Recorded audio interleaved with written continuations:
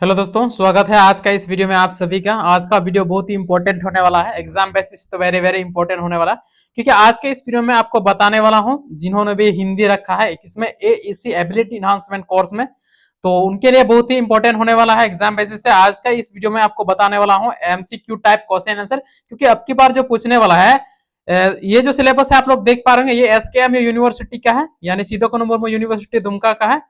तो यहाँ पर देख सकते हैं यूनिट 1 में आपका ये सारे चीजें हैं, यूनिट 2 में कुल मिलाकर यानी आपका हिंदी एईसी जो पेपर है उसको 2 यूनिट में है, यानी तो आपको 2 यूनिट पढ़ना है और 2 यूनिट में ये सारी चीजें, ये सारे चैप्टर आपको पढ़ना पड़ेगा।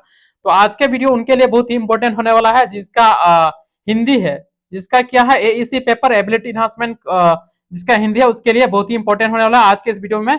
सारे यहाँ से आप किसका यूनिट 1 का यहाँ से कितना भाषा की परिभाषा, भाषा के विविध रूप और हिंदी की विशेषताएं, ये सारे इस सब का क्वेश्चन आंसर एमसीक्यू टाइप बताने वाला हूँ। सबसे मैंने जितना भी चैप्टर आपको पढ़ना है सभी चैप्टर से इंपॉर्टेंट क्वेश्चन को इस वीडियो में बताऊंगा, क्योंकि यहाँ से मतलब ये इस चैप्टर से इस चैप्टर से इस चैप्टर से जितना भी पॉसिबल क्वेश्चन बन सकता है तो वो सभी पॉसिबल क्वेश्चन को आज के इस वीडियो में मिलेगा। इसलिए आशा करते हैं आप वीडियो को स्किप मत कीजिए, नहीं तो फिर आपको दिक्कत होगा। हाँ, लेकिन बता दें इससे पहले कि पहले बार भी आपको बताए थे कि जो एसकेएमयू का जो एग्जाम आता है, क्वेश्चन पेपर आता है, वो क्वेश्चन पेपर जो है ना पिछले बार रांची यूनिवर्सिटी से आया था। इसलिए मैंने आप सबसे रिक्वेस्ट किया था कि मैं कौन सा यूनिवर्सिटी का सिलेबस बताऊं, आपको पढ़ाऊं। तो आप लोगों ने बहुत सारे कमेंट किए थे कि सर जो एसकेएमयू यूनिवर्सिटी का है सिलेबस वही बताइए, तो इसीलिए एसकेएमयू यूनिवर्सिटी का है सिलेबस इसमें आपको बताने वाला हूं। हाँ, अगर आप लोग चाहते हैं कि रांची यूनिवर्सिटी का भी बताइए तो उसका भी कोशिश करूंगा लाने के लिए, क्योंकि ऐसा होता है ना दोस्तों, क्या बोले एसकेएम यूनिवर्सिटी का जो भी क्वेश्चन पेपर तैयार करता है, क्या ही बोले, क्वेश्चन यहाँ पर खुद का अपना जो एसकेएम यूनिवर्सिटी का सिलेबस है एईसी पेपर का, वो ना देख करके अपना सिलेबस से ना देख करके किसका देता है, रांची यूनिवर्सिटी से देता है, जिसके वजह से क्वेश्चन आंसर मैच नहीं होता है, बहुत सारे स्टूडेंट फेल हो जाते हैं। इसलिए आपसे रिक्वेस्ट करते हैं कि इस चीज को पूरा देखिए, और क्या है बोले उसके बारे में उसका मन क्या ही करे, है ना। लेकिन अगर आप लोग चाहेंगे कमेंट करेंगे कि रांची यूनिवर्सिटी का भी बना दीजिए तो मैं बनाने के लिए कोशिश करूंगा। तो आज के इस वीडियो में मैं एसकेएम यूनिवर्सिटी का ही बताने वाला हूँ। यहाँ पर यूनिट 1 का, ये भी यूनिट 1 का आपका पार्ट 1 पार्ट 2 में होगा, क्योंकि यहाँ से ऑब्जेक्टिव वीआई क्वेश्चन बनता है। इसलिए क्योंकि पार्ट 1 में आपको यूनिट 1 में आपको बहुत सारे चीज पढ़ना है पार्ट, और यहाँ पर क्या बोलते हैं यूनिट 2 में कुछ कम, लेकिन यहाँ से भी पॉसिबल क्वेश्चन बनेंगे। लेकिन आज का वीडियो जो होने वाला है ये यूनिट 1 का है ना, यूनिट 1 का पार्ट 1 होने वाला है, इसलिए पूरा वीडियो देखिए। आशा करते हैं ये चीज आप चीज को समझ में, हाँ आप इसको स्क्रीनशॉट भी ले सकते हैं। ये क्लियर बात, ये क्लियर तो हो गया। हाँ, और आप बहुत सारे आप लोग कमेंट करते हैं कि सर इसका जो एग्जाम होने वाला कैसे होने वाला, तो इसका एग्जाम जो एसकेएमयू जो लेने वाला है अब की बार, जिसका सेशन किसका है 24-28 है ना, 24-28 जो अभी जो लेने वाला है, अभी जो इसका ऑब्जेक्टिव मोड में लेने वाला है, क्या ऑब्जेक्टिव मोड में एईसी पेपर यानी एबिलिटी एनहांसमेंट कोर्स और स्किल एनहांसमेंट कोर्स, दो पेपर जो है वो किस में लेने वाला था। तो मैथ का तो ऑब्जेक्टिव हुआ है, और अब की बार ये जो भी ओमार सीट में होगा ऑब्जेक्टिव में ही होगा, किसका हिंदी इंग्लिश जिन्होंने भी रखा है। तो ये कंफर्म हो गया होगा आपका जो एईसी पेपर हिंदी है वो या इंग्लिश है वो दोनों ऑब्जेक्टिव होगा।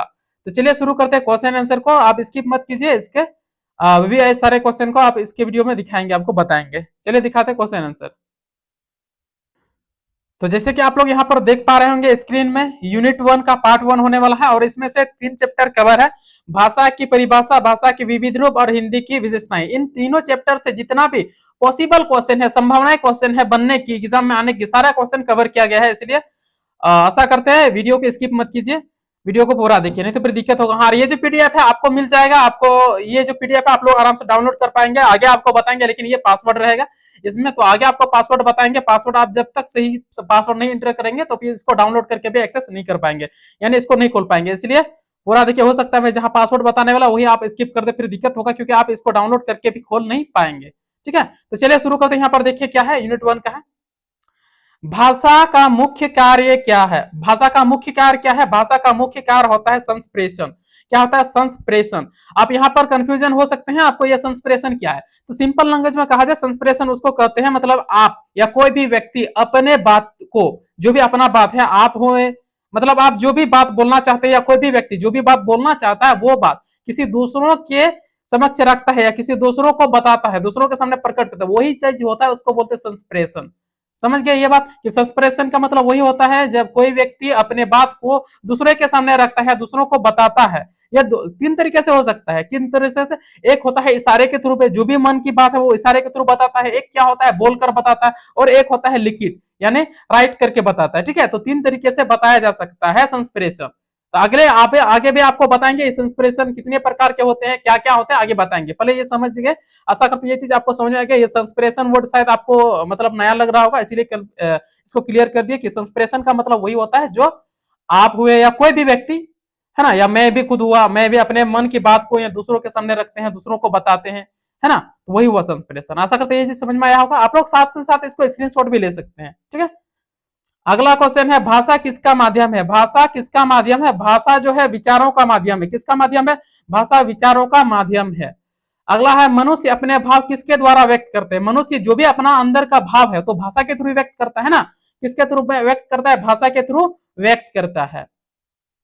अगला है भाषा का सबसे प्राचीन रूप कौन सा है। भाषा का सबसे प्राचीन रूप क्या है, मौखिक है। क्या है, मौखिक है। मतलब जितना भी पहले से क्या करते हैं, लिखित, पहले जमाने में आदिकाल में तो इंसान लिखित है ही नहीं थे, मतलब पढ़ा लिखा इंसान था ही नहीं, है ना, तो क्या करते हैं मौखिक, अपने जो मन की बात है, जो भी बात है, जो भी बोलना है, जो भी बताना है, वो सब कैसे बताते हैं, मौखिक। मौखिक का मतलब क्या होता है, मुंह के थ्रू, यानी अपने मुंह जो आप लोग बोल रहे हैं, जैसे मैं अभी बोल रहा हूँ, ये हुआ मौखिक, तो इसी को कहते हैं मौखिक। तो मतलब प्राचीन ये जो रूप है ना, यह प्राचीन रूप है किसका, भाषा का सबसे प्राचीन रूप को क्या कहते हैं, अमौखिक रूप कहते हैं। ठीक है, ये चीज समझ में आया होगा। आप लोग इसको साथ साथ में स्क्रीनशॉट भी ले सकते हैं, हालांकि आगे तो मैं आपको इसको पासवर्ड दे दूंगा। ठीक है, तो वीडियो पूरा देखिए। अगला है बोलकर विचार प्रकट करना कौन सी भाषा है। बोलकर विचार प्रकट करना वही मौखिक उसको बोलते हैं ना। बोलकर जो भी भाषा है, जो भी चीज है, जो भी आप बोल रहे हैं उसको प्रकट करते हैं, दूसरे के सामने बता रहे हैं, वो चीज हुआ मौखिक।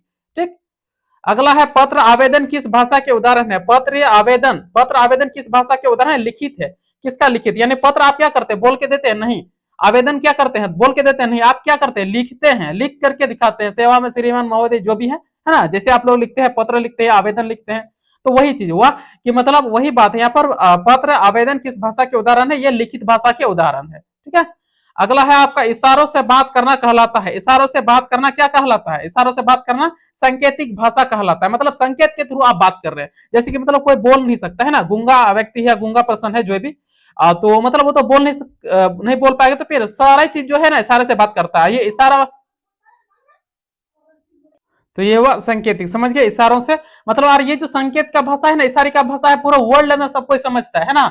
जो भी व्यक्ति है, जो भी भाषा बोल रहा है, इंग्लिश बोल रहा है, हिंदी बोल रहा है, खोटा बोल रहा है, मराठी बोल रहा है, संताली, कुछ भी बोल रहा है, लेकिन ये इशारा वाला जो लैंग्वेज है ना, ये वर्ल्ड वाइज चलता है दोस्तों, है ना। इशारे से कुछ भी बोल करते हैं, मतलब कॉमन बात क्या, जैसे कि 5 मिनट बोलता है ना, इशारे के थ्रू बोलता है, यानी आने के लिए जैसे किस तरह करता है, आप लोग समझ पा रहे हैं मैं क्या बोलना चाहता हूँ। अगर किसी को बुलाना है, इशारे के थ्रू बोल देता है ना, किसी को बोल देता है जाने के लिए, तो इशारे के थ्रू भी बोल देता है ना। तो ये जो इशारा वाला लैंग्वेज जो है ना, वर्ल्ड वाइज चलता है, पूरा वर्ल्ड में चलता है। ये किसी कोई भी जो सामने वाला पर्सन कुछ भी भाषा बोल रहा है, ये मैटर नहीं करता है। ये जो सांकेतिक भाषा है, इशारों भाषा जो है ना, पूरा वर्ल्ड वाइज चलता है, किसी भी कैटेगरी का हो, किसी भी भाषा का बोलने वाला हो, किसी भी देश का हो, लेकिन ये इशारा से सब कुछ सब समझ जाता है। ठीक है, ये सांकेतिक भाषा जो है ना वर्ल्ड वाइज चलता है, समझ गए ये बात।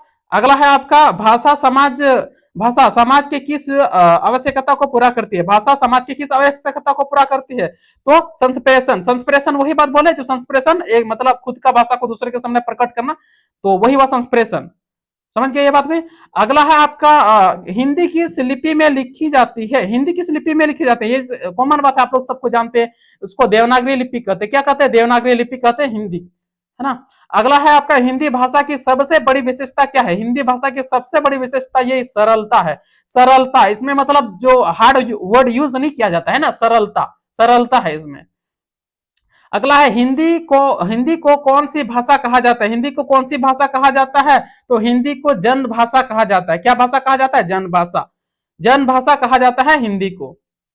अगला है हिंदी में शब्द ग्रहण करने की क्षमता कहलाती है। हिंदी में शब्द, जो भी शब्द है उसको ग्रहण करने की क्षमता क्या कहते हैं, ग्रहणशीलता कहते हैं, उसको क्या कहते हैं, ग्रहणशीलता कहते हैं। अगला है हिंदी भाव व्यक्त करने में कैसी है।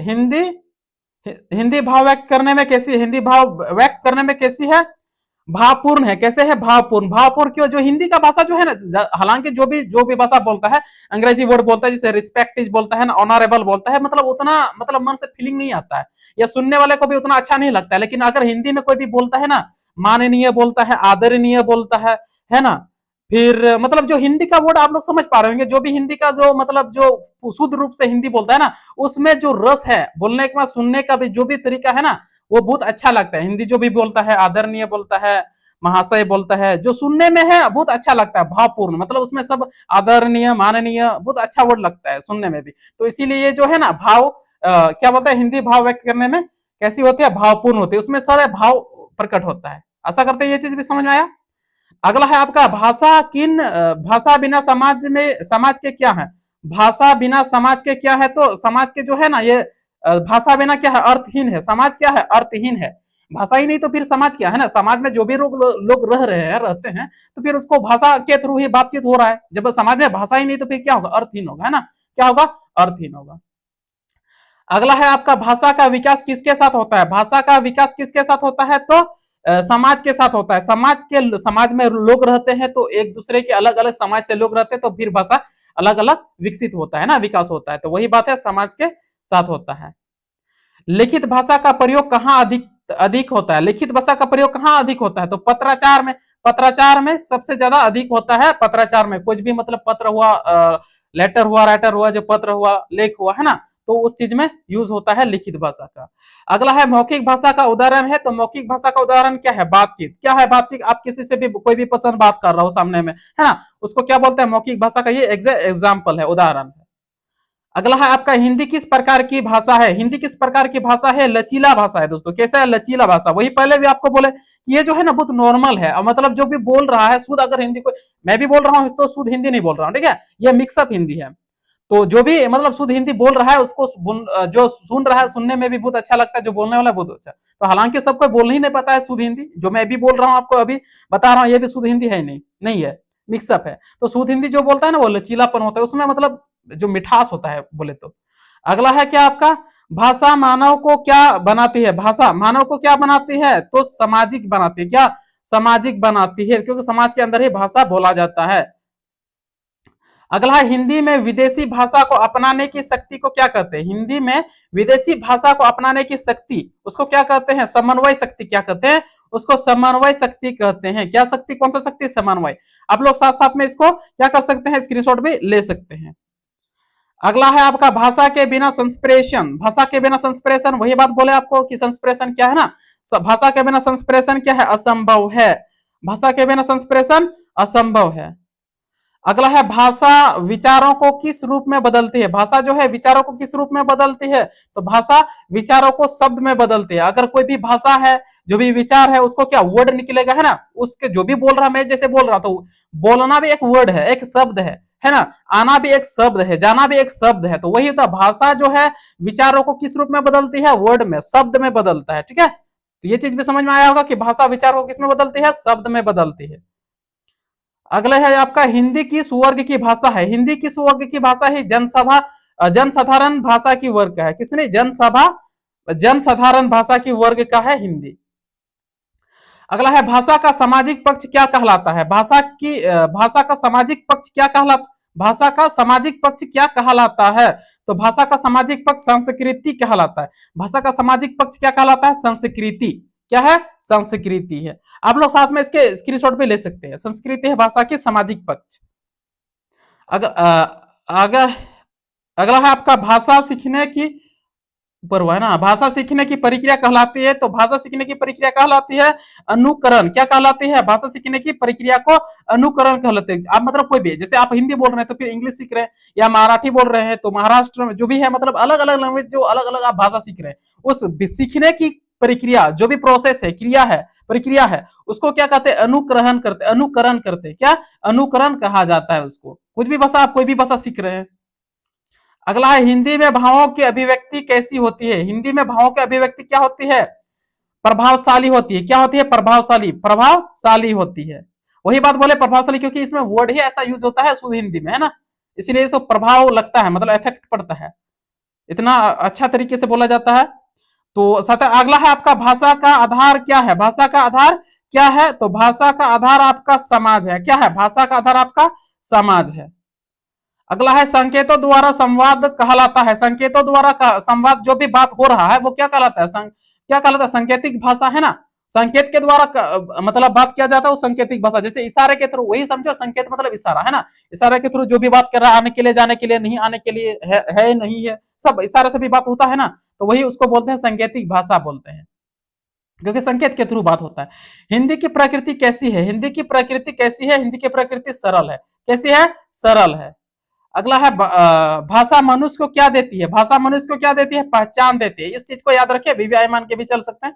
भाषा मनुष्य को क्या देती है? पहचान देती है। जैसे मान लीजिए आप जो कोई जो है ना मराठी बोल रहा है, मराठी बोल रहा है, तो मराठी बोलने से उसकी भाषा से एक पहचान होती है कि ये जो पर्सन है, ये जो व्यक्ति है, ये कहाँ के? महाराष्ट्र के है। अगर कोई जापानीज बोल रहा है ना, जापानी भाषा बोल रहा है, तो उसको समझ में आ जाएगा ये जो व्यक्ति है, ये जो पर्सन है ना जापान के, जो चाइनीज बोल रहा है, तो जो चाइनीज बोल रहा है उस चाइनीज के थ्रू उसको पता चल जाएगा ये जो व्यक्ति जो चाइनीज बोल रहा है, इसका मतलब क्या है? ये चाइना है, चाइना के रहने वाला है ना, चाइनीज लोग हैं।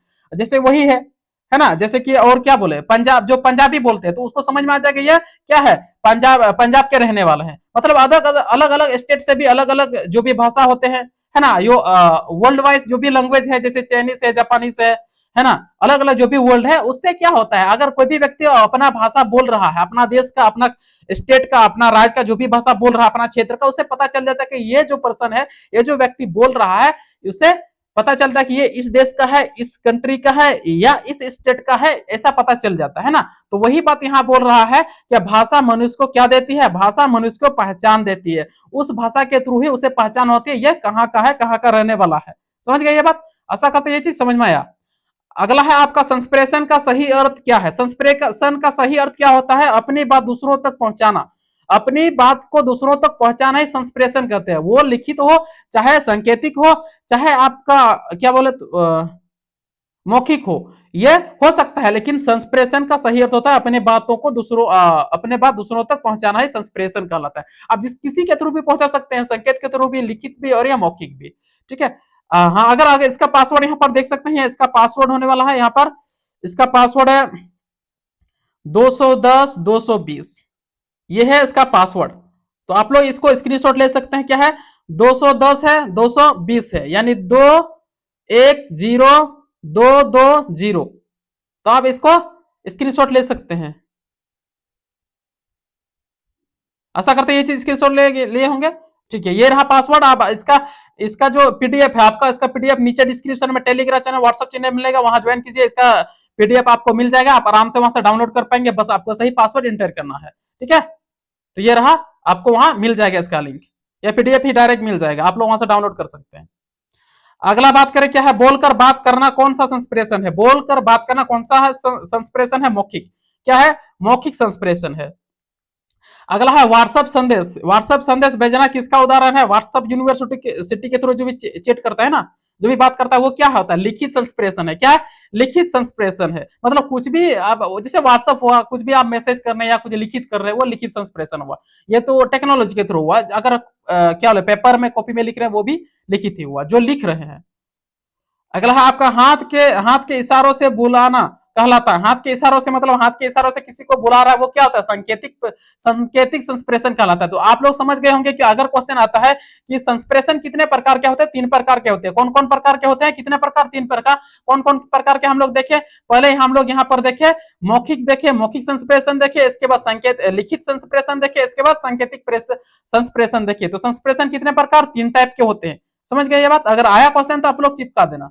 ठीक है। अगला है आपका 35 में, संस्प्रेशन का मुख्य उद्देश्य क्या है? संस्प्रेशन का मुख्य उद्देश्य है विचारों का आदान प्रदान। विचारों का आदान प्रदान होता है संस्प्रेशन का मुख्य उद्देश्य।